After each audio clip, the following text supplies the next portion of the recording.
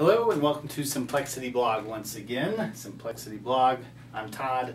Today we're going to be talking about retail financial services, and what I'm going to title this online is What Your Financial Advisor Does Not Want You to Know. So we'll get started here. When we talk about financial advisor, retail financial services, typically you're dealing with insurance agents, stockbrokers, financial advisors, wealth managers, or planners, okay? Now, what I believe, and the reason why we're addressing this is that, first of all, I think there's been a very bad, the industry over the last decade has not provided what I think is the best service to individual investors and what you need in order to maximize your investment returns and reduce your investment risk. And I'll get into some of why that is.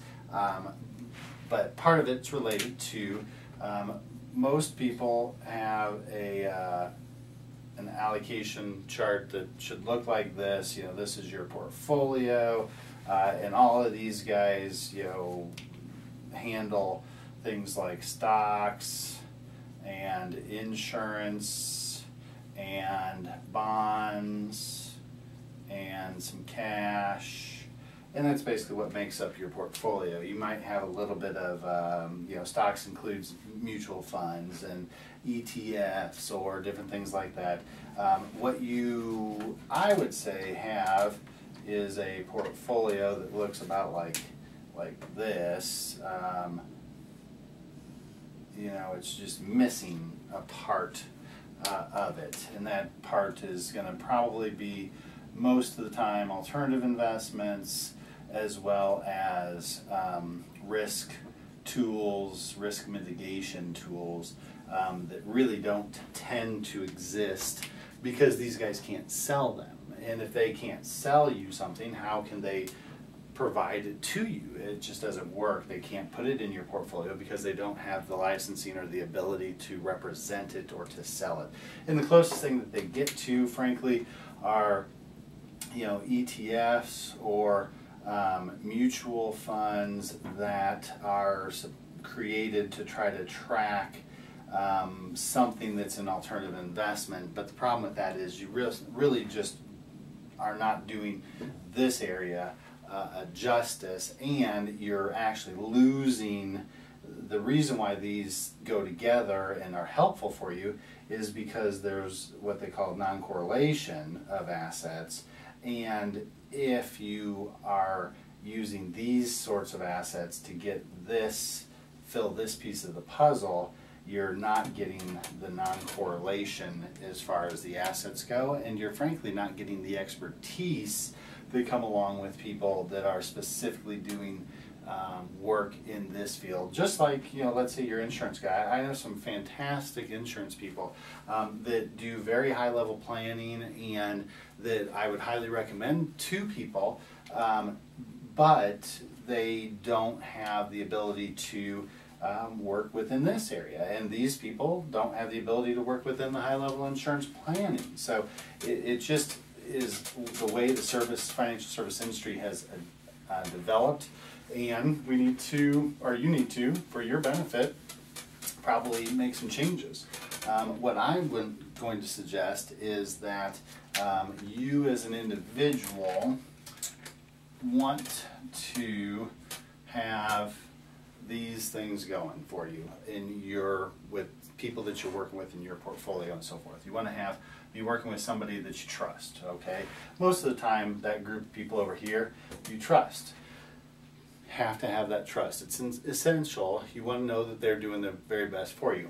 What happens is either this or this regularly gets aborted over here, okay? You've got trust with them, but they just frankly don't have the tools that are necessary to accomplish your overall goal or to maximize your overall goal, or they don't have maybe the track record either that would indicate that you that would indicate that that's who you should work with, or that they are who you should work with.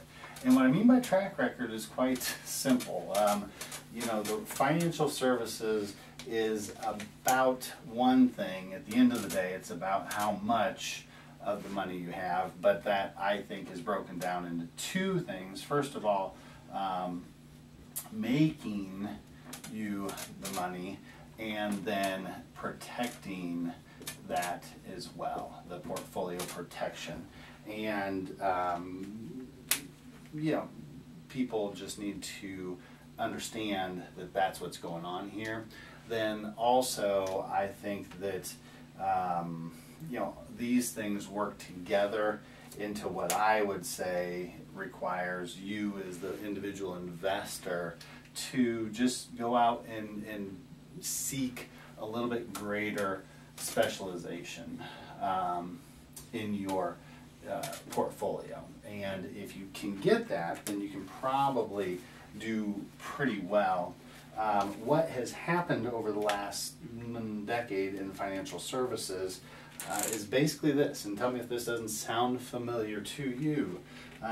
Late 90s, you had you know, the tech bubble and people investing on their own, and it made money.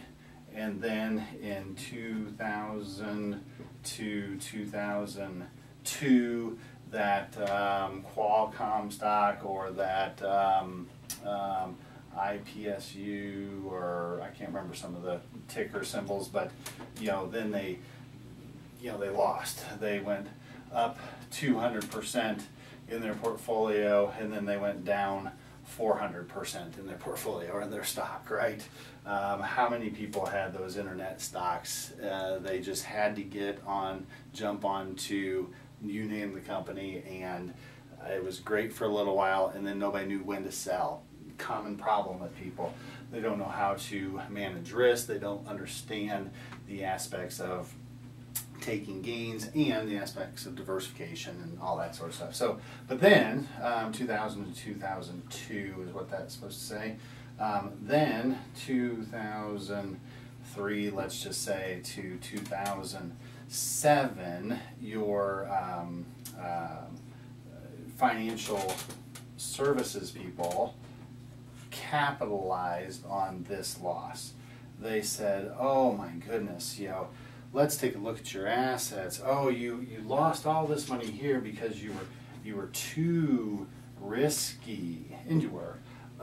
And let's bring all of your assets together with me, and we will protect you. We'll do a portfolio that's got all the boxes checked, and that will keep you from experiencing this kind of market turmoil and loss, okay? So we don't want you to do that. We want to make it so you're a little bit less risky, but we really need you to get all of your assets here. So that's what happened in the financial service industry, and they were able to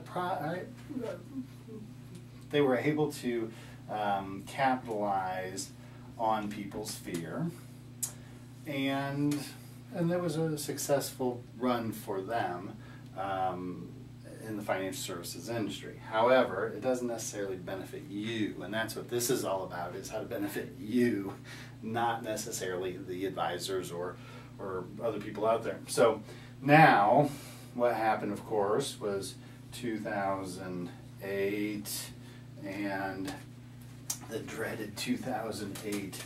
Nobody saw it coming, Todd. There's no way. Everybody lost money. Now, that's what people like to say when they're part of that boat that lost money, right? 2008 to 2009, it's true, most portfolios went down 40 to actually even 60% losses during that time frame. It was ugly, and it was.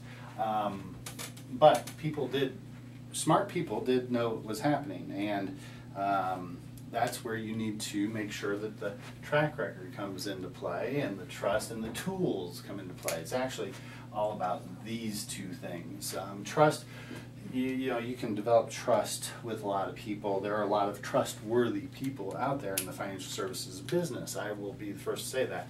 But if they don't have the track record and the tools to be able to help you, they may not be who you want to do business with.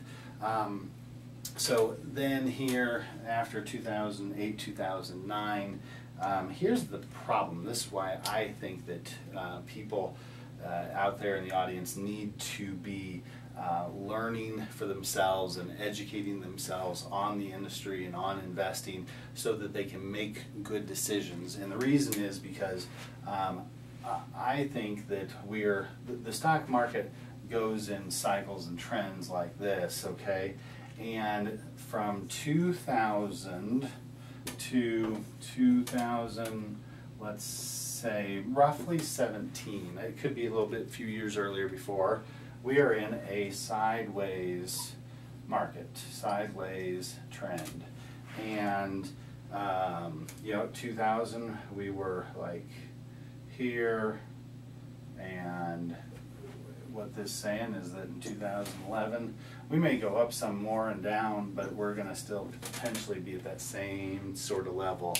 And in order to maximize your portfolio and your investment returns during a time frame like this, you have to have the right tools, you have to have the right people that you trust, and you have to have people that you're working with that have a track record. And in my opinion, you have to add some specialization. You know, you start out when you're young, you've got basic insurance.